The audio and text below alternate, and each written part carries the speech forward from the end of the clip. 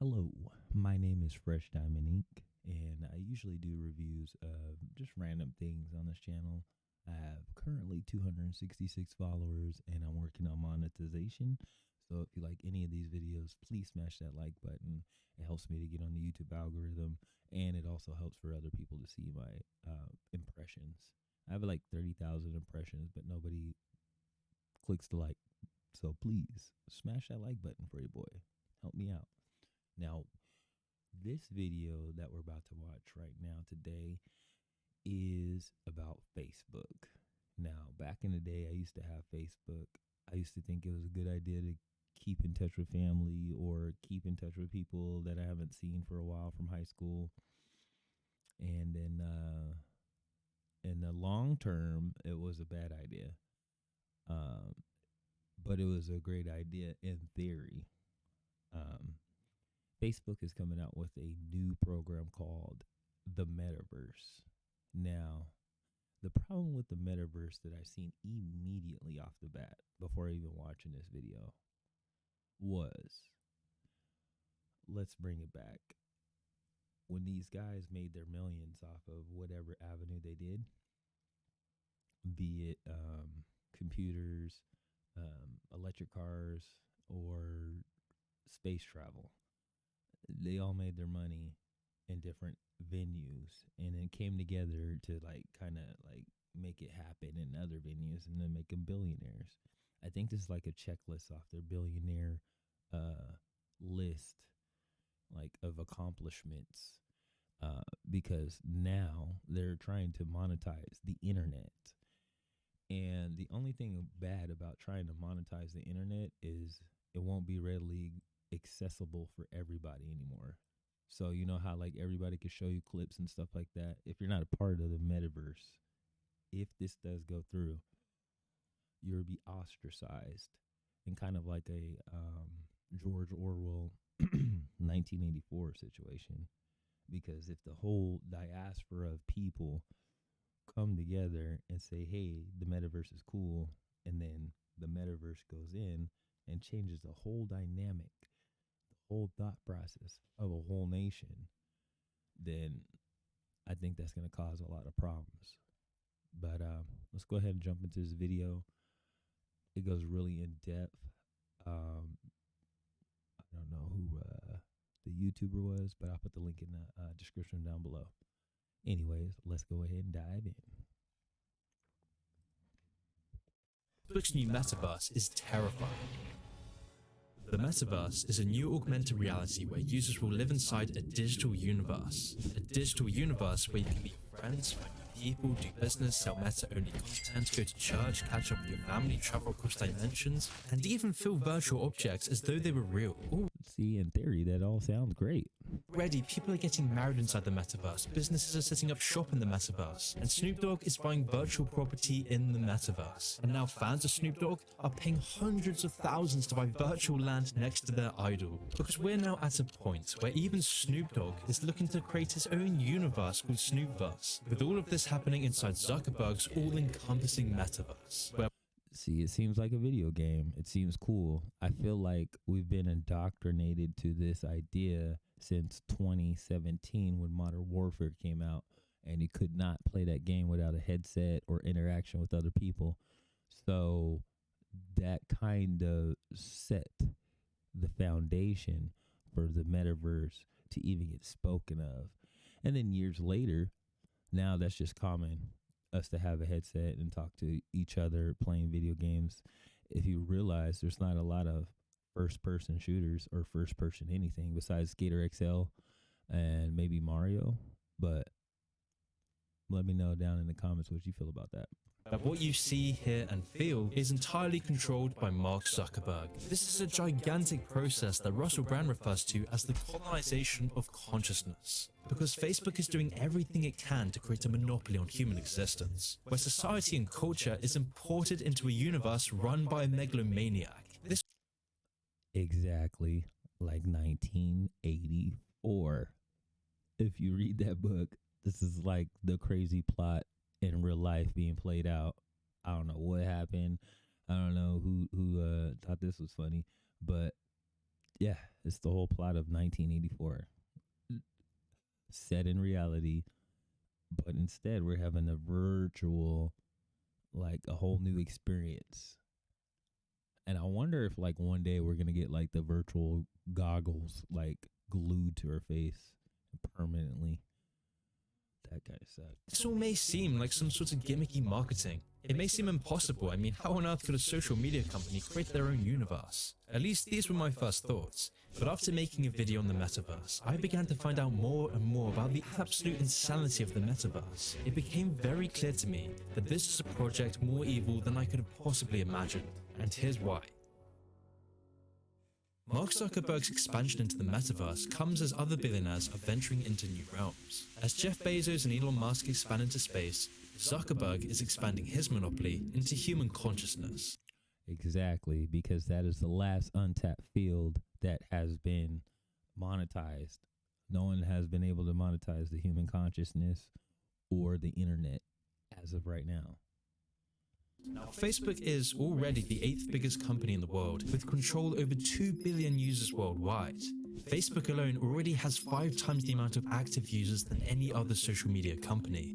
Because it merged with Instagram, Twitter, a plethora of all these other social media avenues, and they acquired them and acquisitioned them throughout the years under our noses while we've been using Facebook and watching memes and stuff. In the background, they've been taking our information and then dipping into all these other social media places to get our information better. So I'm scared of this metaverse thing. And Instagram is following suit. But for Zuckerberg, this wasn't enough. If Facebook was to monopolize human consciousness and control an entirely new reality, Facebook needed to lure people in. Because once enough influential people, businesses, and cultural groups are in, everyone else then has no choice but to jump into the metaverse or face extreme outcasting. So think of the homeless that can't afford a headset. Think of the impoverished, the people who don't understand what this whole new metaverse is, the elderly, the 65 plus. That's crazy. The first step for Facebook to lure people into its new reality was to dominate the virtual reality market, which is why in 2014 Facebook acquired Oculus Rift for a total of $2 billion. Now Oculus, for those who don't know, controls 75% of the virtual reality market, and this number will only continue to grow as Facebook sets to subsidize these exact headsets to increase their availability. And that's all they did, is go in there and acquisition the stuff that they needed. Like right now is the beginning of the metaverse, so it's not really like anything. Give it about another year and watch the promotion, watch the commercials. I think they're actually going to get it done. Also that Facebook can start to hook us in with our first free hit. It really won't be much longer until you're being offered a subsidized or even free headset to lure you into the metaverse. But even still, you wouldn't really have any real reason to stay in the metaverse for extended periods of time or even join the metaverse in the first place. The only way Facebook could addict you to extract the most amount of money from your data, privacy and consciousness would be to envelop society as a whole, which is why Facebook is actively working to control our reality in 3 key ways: through religious control, economic control, and political control. FYI, that's the way you make a cult. If Facebook could get religious groups, social groups, businesses, shops, workspaces, news, and political groups to be sucked into the metaverse, then you yourself would have no other choice but to join in. Exactly. It's just like Modern Warfare. A lot of people weren't even playing that thing. A lot of people weren't even playing that at all because it was kind of difficult. It's a new map and stuff like that. Now see how it got normalized to play massive MMORPG, you know what I mean, without a real storyline, without anything going on except for multiplayer and killing each other. But the main thing is the interaction that we have with each other on the headsets and in the game and seeing our patterns, and it's recording all that stuff like an algorithm inside of our consoles and computers, which would then allow Facebook to reshape an entire culture, an entire generation of people. They just needed to trick enough users, or what Zuckerberg refers to as dumb fucks, to join in and become addicted. That's exactly why during the development of the metaverse, Facebook developers have been regularly meeting religious leaders. For example, religious leaders like Sam Collier, the pastor for the megachurch Hillsong. The church was approached by Facebook, with the proposition being that the church could gain far-reaching expansion if they were to join in on the metaverse. All they had to do was become exclusive to the metaverse. Because they need that interaction of the religious aspect in order to glue everything else back in there. This was an offer that was all too tempting in a world that continually shuns away the church from regular life. So the Hillsong Church agreed and is now in an exclusive partnership with Facebook. This is far from just an anomaly. Since 2017, Facebook has been courting all sorts of religious leaders to lure them into joining the metaverse. But why is Facebook doing all of this with unknown religious leaders? Well, according to Facebook's Chief Operating Officer, Sheryl Sandberg, Facebook hopes to, quote, host religious services in virtual reality spaces, as well as use augmented reality as an educational tool to teach children the story of their faith. Wow. Or in other words, we're going to dominate the major religions so that we get millions of followers into the metaverse that can actually experience the metaverse and see how it is, and then get used to it, and then spread the word to their friends and their friends and friends, and then everybody's going to be on it. So basically, it's like word of mouth religious selling, or door-to-door selling, I guess, non-contact selling. Yeah, that's a good way to do it. I mean, because there's like 1.4 million Christians, 1.1 billion Muslims, what is it, like 700,000 Buddhists, so far and so forth. But the major religions is Islam and Christianity for what reason, I don't know why, but that's what it is. So if you got both of those groups into whatever Facebook's trying to do, man, I can only imagine. That'd be a really quick way to get that jumped off and started. With Bishop Robert Barron claiming that Facebook is now giving people, quote, the kind of intimate experience of the Mass they wouldn't normally have. Imagine this for a second. One man with total control of billions of people's stolen data, all their secrets, their lives, their futures. Whoever controls the data controls the future. True. Whoever controls the data controls the future. YouTube does it all day, every time we upload. The winners are the 5.1 thousand or 5.1 million. Hey, I'm Dave. Views I've been using and stuff like chewing that. Park for about a year. I use nicotine to level. But in our society, we no longer value church, religion, community, and spirituality. Instead, we've abandoned these things for a new religion, relentless consumerism, where most of us are so devoid of either ambition or interest, we have nothing to fear and nothing to hope. Or it's kind of like you'll have an ambition or something like that, and then now it's thwarted with TikTok. It's like we have shorter attention spans now. It's, I don't know. It's like we all just got ADHD in 2020. We're populous without religious belief to imbue our existence with transcendental meaning. We are, as Nietzsche described, the last men, the people who have lost all meaning in their lives, whilst never being fulfilled by anything and contributing nothing of value. So the question is, what is left for us? Well, it's simple: consumerism and entertainment. And that's why most of us are vapid, tawdry consumers looking to stuff the empty pit inside of us to give us any sense of purpose. So if Facebook were going to pull in the masses to the metaverse, they would need to pull in the money, the shops, the clothes, the businesses, the celebrities, all the entertainment, which is why we're already seeing virtual reality becoming the norm. Justin Bieber, for example, has already been paid off to perform a live concert within the metaverse. And with this, Why does that look like GTA? Also, they already made machines that can cook, serve you food. We already got cash registers. I mean, slowly but surely, technology is going to take over.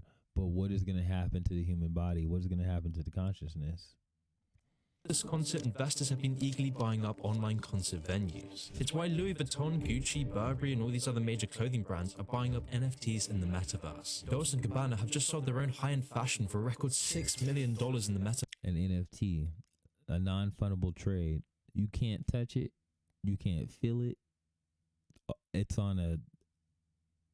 a code on a microchip that you could just sell to somebody, but you can easily download that thing and have it. I don't get it.